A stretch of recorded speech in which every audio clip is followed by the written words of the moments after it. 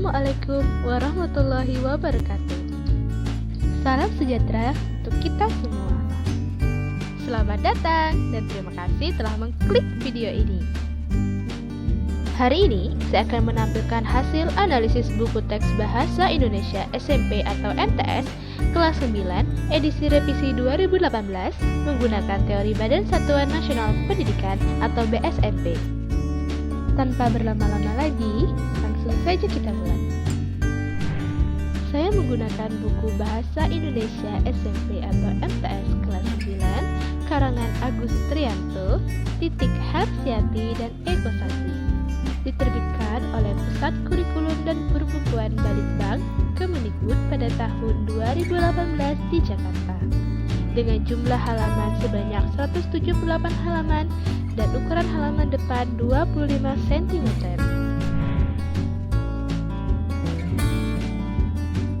Buku teks atau buku ajar ialah buku yang dipakai dalam kegiatan belajar mengajar yang tentunya memegang peran yang sangat penting dalam menentukan efektivitas dan efisiensi dari proses pembelajaran, baik di sekolah maupun di rumah.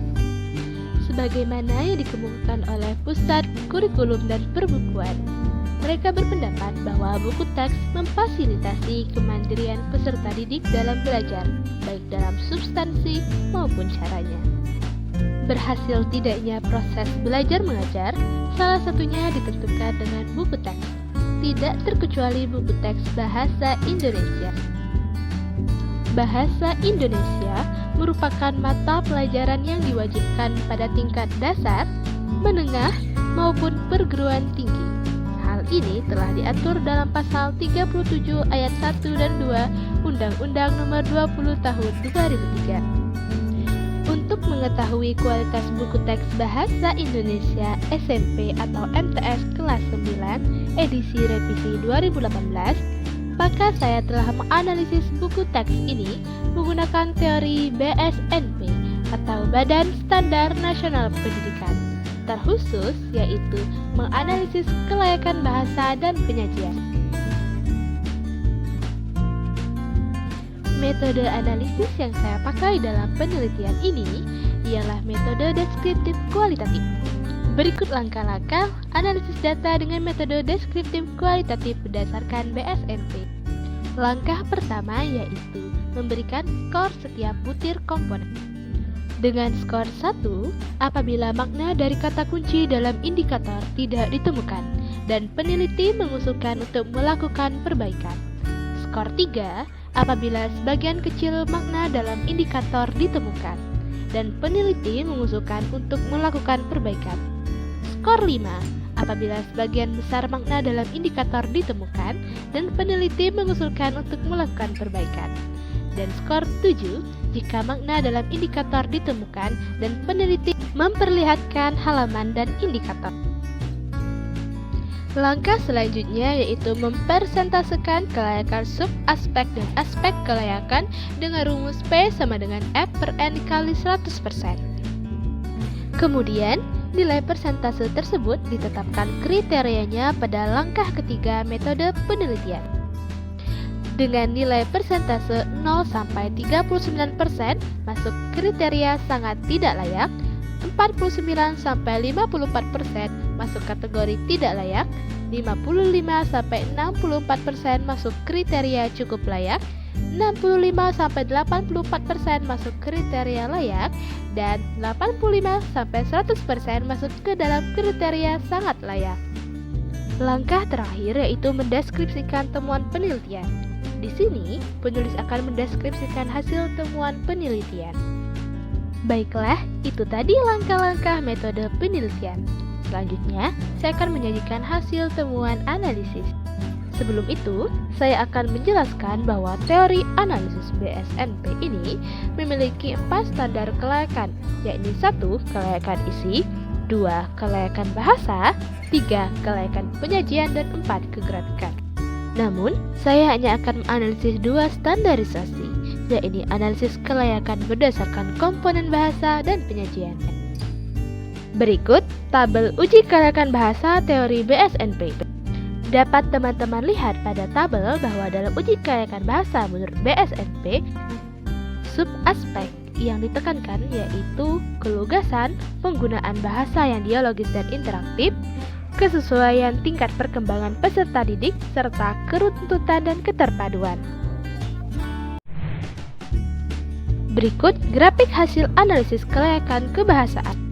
Untuk indikator keefektifan penulisan kata mendapat persentase sebesar 80,95%. Dan indikator kesesuaian ejaan, tanda baca dan tata tulis mendapat nilai persentase 70,43%. Dan indikator kesesuaian dan peserta didik mendapat nilai sebesar 80,95%. Serta indikator keruntutan dan keterpaduan paragraf atau subbab mendapat nilai persentase sebesar 90,48%. Sedangkan untuk indikator ketepatan penulisan kata dan penggunaan bahasa yang dialogis dan interaktif sama-sama mendapat nilai sempurna yaitu 100%.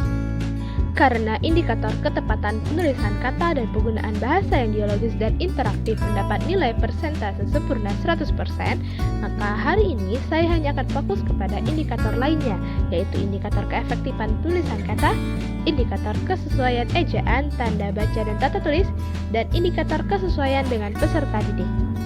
Untuk lebih jelasnya, berikut rincian penjelasan indikator kebahasaan. Yang pertama ada indikator keefektifan kalimat. Bisa teman-teman lihat pada tabel bahwa masih ada beberapa kesalahan dalam buku teks ini. Di antaranya, kesalahan diksi yang tidak tepat, kemubazaran kata, dan kalimat panjang yang lebih dari 3 klausa, serta penekanan ide yang tidak perlu. Kesalahan-kesalahan ini dapat kita temukan pada bab 1, sedangkan bab 2 juga memiliki jumlah kesalahan yang sama dengan bab 1. Dapat dilihat pada tabel bahwa kesalahan diksi yang tidak tepat dan kemubazaran kata juga terdapat pada bab 2, yaitu pada halaman 34. Pada kalimat, ada 3 tipe berbeda eksposisi. Kata berbeda dapat dihilangkan agar kalimat menjadi lebih efektif. Sedangkan kesalahan diksi yang tidak tepat dapat kita temukan pada halaman 40, yaitu pada kalimat memperkenalkan diri yang mengesankan. Seharusnya dapat dirubah dengan kata perkenalan diri yang mengesankan. Selain itu, terdapat kalimat panjang lebih dari 3 klausa pada halaman 36 dan 39.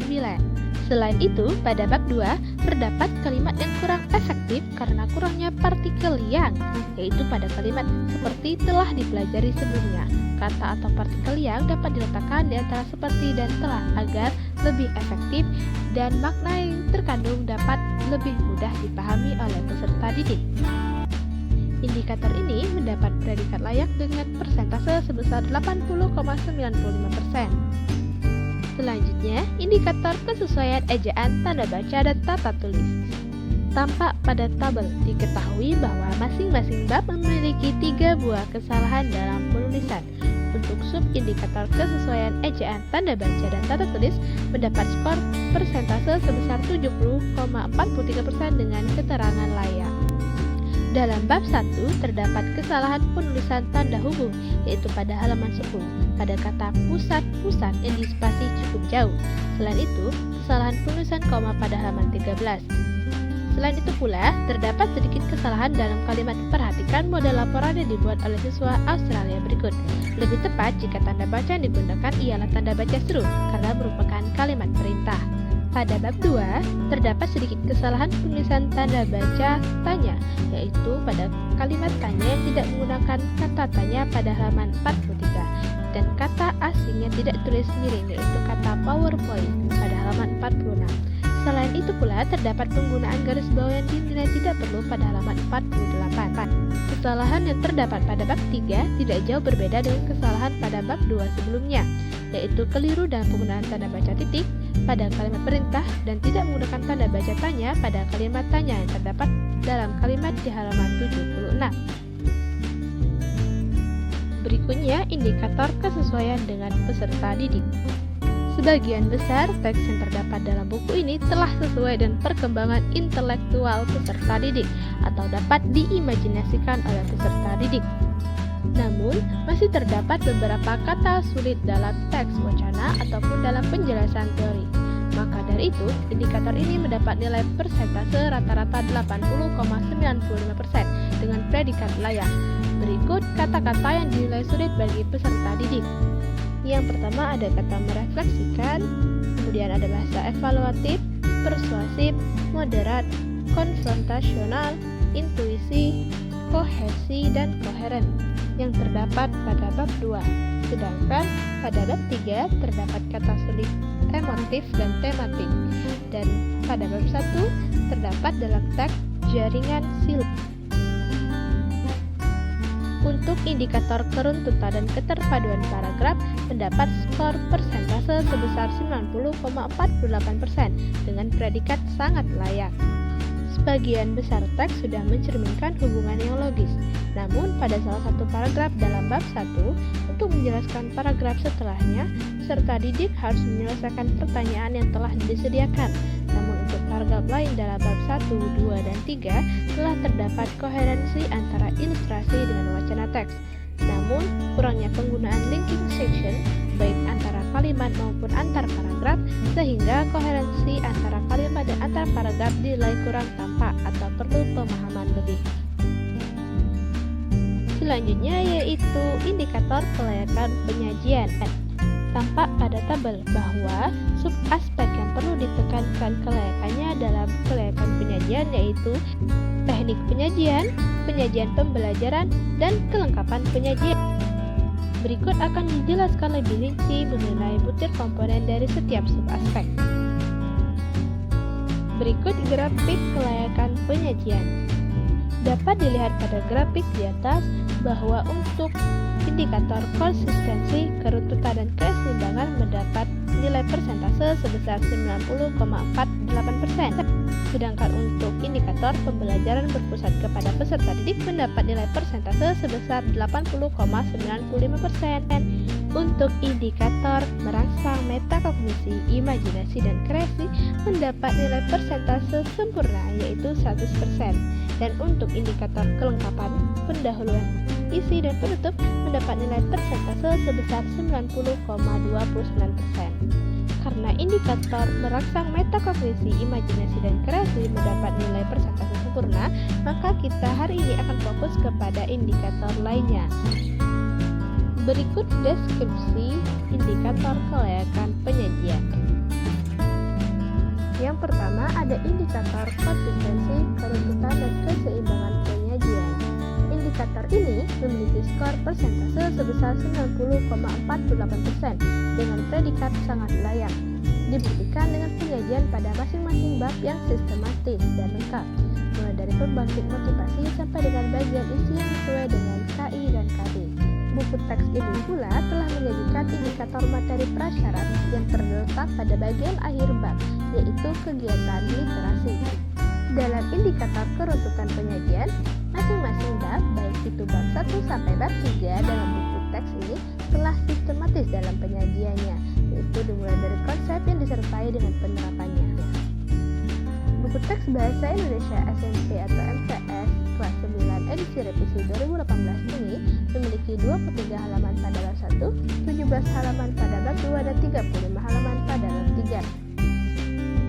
Selanjutnya ada indikator pembelajaran berpusat kepada peserta didik. Subaspek penyajian ini memiliki persentase sebesar 80,95% dengan predikat layak. Hasil penelitian dapat dilihat pada tabel yang telah saya sajikan. Dapat dilihat pada tabel di atas bahwa pendekatan saintifik, discovery learning, project-based learning, dan problem-based learning merupakan pendekatan yang paling dominan karena telah diterapkan dalam ketiga bab. Namun untuk CL atau cooperative learning hanya dapat ditemukan di bab 3.